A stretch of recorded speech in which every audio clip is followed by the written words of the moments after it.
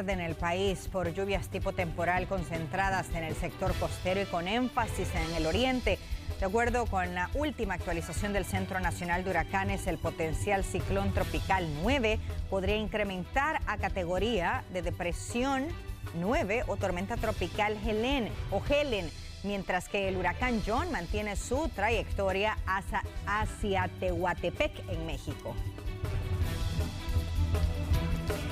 Y bueno, precisamente las lluvias de las últimas horas provocaron el colapso de una vivienda en Soyapango, así como decenas de evacuaciones preventivas. Una vivienda colapsó en el pasaje 4 de la lotificación Los Vázquez 2 de Soyapango. Las intensas lluvias tienen en vilo a casi una veintena de casas. La situación no es nueva para estas personas, que desde hace más de una década esperan soluciones. Sin embargo, mientras llega alguna respuesta, 50 habitantes tuvieron que abandonar el lugar que desde hace años es su hogar. En febrero de este año, pues la situación se agravó con una rotura de una de las tuberías más grandes, ¿verdad? Y prácticamente eso ha estado haciendo de que el agua pues esté afectando los taludes de la Cárcava y hemos tenido constantes derrumbes. Se ha hecho pues las gestiones con todas las autoridades, ¿verdad? Ya recibimos respuesta de parte del MOP, la Dirección General de Protección Civil está pendiente de la situación, pero lamentablemente aún no tenemos, digamos, una fecha estimada de cuánto iniciarían, digamos, el proceso, o mejor dicho, las obras de mitigación en la Cárcava. En 2021, la Cárcava alcanzó una profundidad de 13 metros, tras el colapso de 3 pozos y una canaleta. Desde entonces, los habitantes hicieron varias gestiones para la mitigación de riesgos. Sin embargo, la zona aún no ha sido intervenida. Entonces, nuestro llamado es que, por favor, aunque sea una mitigación temporal, algo paliativo para estas lluvias que nos esperan, ¿verdad? Que la situación no sea más grave, que vengan, por favor, lo antes posible. Dejar los hogares no es nada fácil para los adultos mayores que con esfuerzo adquirieron una casa y que cada invierno vieron cómo su patrimonio estaba a punto de perderse. El problema ya es más grave, lo que da lugar a que nosotros tengamos que evacuar en este día, primera vez, para que podamos pues la familia estar más tranquila en la situación. Siempre hemos estado gestionando la ayuda para que esto pues se venga a arreglar, pero no hemos visto una respuesta concreta. Esta zona, catalogada como peligrosa por las autoridades, tiene al menos 9 meses de derrumbes constantes. Con imágenes de Carlos Cle, este es un informe de Kelly Abrego. Contarles que en Puerto Parado, Usulután, las inundaciones continúan afectando a centenares de familias. Nuestro canal aliado nos muestra la situación. La historia se repite una vez más en Cantón Puerto Parada de Usulután. Más de 700 familias se han visto afectadas debido a la creciente del Río Grande de San Miguel. Esta situación es lamentable, pues se pierden cultivos, sus casas se dañan e incluso las cosas que con tanto esfuerzo compran se pierden debido a las inundaciones. Dice que hasta el momento ya se tienen alrededor de 36 horas de que se ha visto un incremento en el nivel del Río Grande. Esto ya prácticamente es la creciente más grande que se ha tenido después del desbordamiento a inicios de la temporada de invierno, afectando a la mayor cantidad de familias que hay en estas 6 comunidades, ¿verdad? El pasado 1 de julio las bordas colapsaron en el sector de La Cañada, por lo que desde entonces varias familias han permanecido con el agua hasta los tobillos. Y fueron las fuertes lluvias de este recién pasado fin de semana las que nuevamente dejaron afectaciones en al menos 6 comunidades. Los caseríos inundados, en todo caso, ahorita sería Caserío La Cañada, Caserío Limón, Caserío Licaco, que prácticamente es un caserío que no ha tenido tranquilidad, pues desde el inicio de la temporada ha estado bajo agua. La colonia Narváez y Caserío Botoncillo número 2. Y al norte pues tenemos Caserío Las Conchas, que esa en realidad tal vez no afecta tanto a las familias inundando las viviendas, pero sí en la movilidad, ya que pasa sobre la zona donde ellos salen para poder salir a hacer su... El jefe de comandos de salvamento seccional Puerto Parada, Jimmy Quinteros, agregó que a la zona solo se puede ingresar en bote. También lo que son afectaciones en la agricultura, que se ha visto desde el inicio gravemente afectada, y la movilidad. Prácticamente ahorita no se puede ingresar ya a la zona. Por lo menos ayer al inicio de la mañana pues estaba ingresando autobuses por ser alto, pero ya ahorita pues ya no es imposible ingresar, solamente en bote, ¿verdad? Hasta el cierre de esta nota no se reportaban personas evacuadas del sector. Sin embargo, Cruz Verde dijo que en las próximas horas las familias iniciarían a medir el peligro y buscarían ir a las zonas altas donde amigos o familiares. Es preciso mencionar que hace unos días el ministro de Obras Públicas, Romeo Rodríguez, dijo que se invertirían más de $3 millones en la construcción de bordas en el sector, pero estos trabajos se realizarían hasta que el nivel del río baje o termine la época lluviosa. Con imágenes de Alberto Portillo, Stephanie Cruz, Impacto Noticias. Y autoridades mantienen constantes monitoreos en los principales ríos del país ante posibles desbordamientos por las lluvias pronosticadas para el resto de la semana. Durante toda la semana se esperan lluvias, por lo que las autoridades de medio ambiente están en constante monitoreo de algunos afluentes importantes en el país, como el Río Grande, Río Paz, Lempa y Huascorán, que al desbordarse causan inundaciones en terrenos y comunidades. Estamos con aviso en el 100% del territorio nacional. Protección Civil va a estar informando si se estratifica la alerta en el territorio. Además, se refirió a los fenómenos del Niño y la Niña. Dijo que aún no está establecido ninguno de los dos y que el pronóstico actual para 2024 es neutro, pero que para 2025 se podría esperar más lluvia. Estamos esperando un 2025 con más lluvia que el 2024. ¿Qué tanta lluvia? Eso no se puede saber todavía, pero sí. Así están las condiciones del océano para el momento. Por el momento, pues, va a llover esta semana. Creo que nos tenemos que enfocar muchísimo en la lluvia de esta semana. Ya a partir del mes de noviembre, quizás ya podríamos ir viendo una transición a la época seca. Ante los pronósticos podría existir algunos impactos como las inundaciones urbanas, crecidas repentinas de ríos y quebradas, anegamientos en terrenos, deslizamientos en calles y caída de árboles. Para Noticiero Hechos, un informe de Moisés Bonilla. Continuamos con más. El presidente de la República, Nayib Bukele, brindó su discurso anual ante la Asamblea General de la ONU, visualizando al país como un destino de libertad y además seguridad para el mundo. Como un refugio libre y seguro, así habló Nayib Bukele de El Salvador en su 6º discurso ante la Asamblea General de las Naciones Unidas. En su intervención de 10 minutos, aseguró que en el país se respetan derechos fundamentales como la libertad de expresión y no hay persecución política. En El Salvador no encarcelamos a nuestra oposición, no censuramos opiniones, no confiscamos bienes de quienes piensan diferente. No arrestamos a las personas por expresar sus ideas. En El Salvador, tu libertad de expresión, así como tu propiedad privada, siempre estarán protegidas. En El Salvador priorizamos la seguridad de nuestros ciudadanos honestos sobre la comodidad de los criminales. El mandatario salvadoreño aprovechó para cuestionar la crisis que atraviesan algunos países que han desencadenado en guerras, inseguridad y censura, aunque no precisó de cuáles se trata. Las nuevas amenazas de guerras continúan. En algunas ciudades del llamado primer mundo, las tiendas necesitan asegurar sus productos detrás de puertas de vidrio con llave para evitar robos.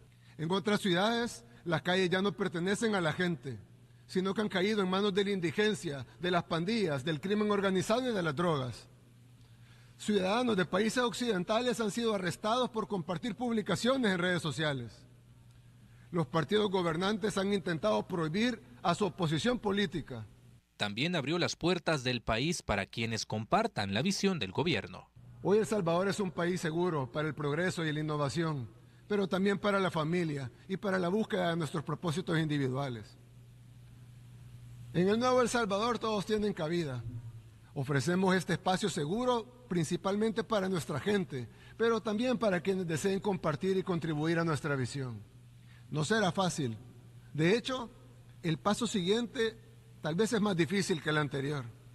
Sus anteriores intervenciones se centraron en la importancia de las nuevas tecnologías, la relevancia de la ONU, la crisis global y los avances de El Salvador en seguridad y economía. Este es un reporte de Fernando Morales. Promedio mensual de $310 en concepto de remesas reciben las familias en el país. En su mayoría el dinero proviene de los Estados Unidos. En un 1.3% incrementó el flujo de remesas a El Salvador entre 2023 y 2024. En 8 meses del año pasado se tuvo 5.387.29 millones de dólares, mientras que este año fueron 5.458.4 millones, es decir, una diferencia de 71.1 millones de dólares más. El 92.8% de ese dinero proviene de los Estados Unidos. 5.064.4 millones de dólares son los que se depositan desde ese país a los hogares salvadoreños. Desde Canadá ingresan 55.1 millones de dólares. Desde España 37.2 millones y desde Italia 34 millones de dólares. Los meses en los que se tuvo un mayor crecimiento fueron mayo, con 752.2 millones de dólares, seguido por abril con 741.75 millones y en un tercer lugar julio, con 704.29 millones de dólares. En su mayoría, con el 19.8% de las transacciones se realizan en San Salvador, el 11.1% en San Miguel y un 8.6% en La Libertad. Dinero que se recibe a través de diferentes operaciones como en casas remesadoras, bancos, efectivos, billeteras electrónicas o recargas telefónicas. Si hablamos de un promedio de remesas mensual, las familias reciben $310. Los datos del Banco Central de Reserva también detallan que con esos ingresos se beneficia al 30% de los hogares del país. Este es un informe de Marcela Rivera. Y la cooperación internacional ha sido clave para que la Universidad de El Salvador funcione en medio de una crisis financiera y además peticiones de eliminar plazas vacantes. Después que la Universidad de El Salvador hiciera un llamado a las autoridades para garantizar un presupuesto justo para el 2025 y en medio de peticiones de Hacienda para la eliminación de plazas vacantes en la institución, Juan Rosa Quintanilla dijo que aún siguen en crisis financiera. La Universidad de El Salvador, como todos sabemos, tiene una crisis presupuestaria muy delicada, crisis financiera muy delicada. Pero eso no es un obstáculo para continuar desarrollando nuestras labores académicas, científicas, de enseñanza-aprendizaje y administrativa. Creemos nosotros que es el momento de volvernos un tanto, diría yo, más creativos en el manejo de la crisis. El Estado tiene una deuda que asciende a más de 50 millones de dólares de presupuesto con la Universidad de El Salvador. El rector de la única universidad pública en el país dijo que la cooperación es clave para seguir funcionando. El brazo de la cooperación internacional es de fundamental apoyo para esta institución. Recientemente también hemos tenido la buena noticia que la cooperación coreana ha aprobado un proyecto de $6 millones para la Universidad de El Salvador, que va en la lógica de generar emprendimientos en nuestros estudiantes. La UES busca que los estudiantes puedan generar emprendimientos con base tecnológica respaldados por dinero proveniente de otros países. Este es un informe de Jacqueline Orellana. Y el cosmonauta ruso Fyodor Shorshkin visitó las instalaciones de la Universidad de El Salvador para compartir sus experiencias en el espacio con los estudiantes. Además, anunció que se realizarán 2 proyectos de la construcción de un satélite y la enseñanza del idioma ruso en la UES. ¡Qué buena noticia! Proyecto sobre el cual quisiéramos trabajar es la construcción del satélite estudiantil. El proyecto consiste en lo siguiente: los estudiantes sí mismos elaboran el proyecto de satélite y lo construyen. Esto no significa que el satélite será creado mañana. Cada 24 de septiembre se conmemora el Día Mundial del Cáncer de Tiroides, enfermedad que afecta a miles de personas en el mundo. Pero ¿en qué consiste y cómo detectarla a tiempo? El cáncer de tiroides es el 5º más mortal en el país. Es un padecimiento silencioso que comienza con pequeños tumores en la laringe. Luego predominan 2 tipos, el papilar de tiroides y el folicular. Estos representan el 95% de los casos. El cáncer de tiroides es una entidad que aparece en la glándula tiroides. Todo comienza a raíz del deterioro genético que sufren las células de la tiroides, las células normales o las células naturales que conforman la tiroides. Entonces una de estas células comienza a tener un crecimiento desproporcionado, ¿verdad? Y totalmente fuera de lo que normalmente una célula de tiroides tiene que funcionar, y es ahí donde aparecen los nódulos, que estos posteriormente se hacen cancerígenos. Genis Garay es un hondureño que padece esa enfermedad. Decidió tratarse en El Salvador. A sus 49 años, padecer la enfermedad hizo que su vida cambiara. Que mi voz se me empezó se me empezó a la voz mía, se me empezó a opacar, ya que ahí iba perdiendo la voz, porque el nódulo mío me estaba agarrando la garganta, la tráquea. El tumor estaba creciendo y estaba en la garganta. Entonces me estaba agarrando la garganta, entonces tenía dificultades empecé a tener dificultades para tomar agua. Cuando comía y más cuando tomaba agua, entonces sentía dificultades para tomar agua y para comer un poquito en la garganta.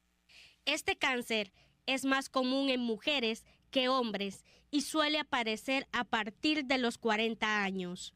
Aunque los síntomas pueden pasar inadvertidos, los pacientes pueden experimentar dolor al tragar alimentos y la aparición de bultos en el cuello. Este tipo de cáncer se caracteriza porque tiene un crecimiento lento, porque su comportamiento es benevolente y porque si el paciente se detecta en etapas tempranas de su enfermedad, tiene la capacidad de este paciente de tener una calidad de vida excelente que puede superar a más del 90% de probabilidades de estar vivo a 10 años en este tipo de pacientes.